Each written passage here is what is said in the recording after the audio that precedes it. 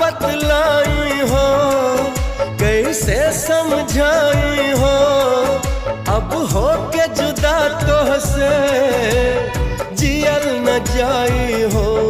कि चांद जैसन, कि चांद जैसन चेहरा तोहार दिल हमार ले गइल। के चांद जैसन चेहरा तोहार दिल हमार ले गइल।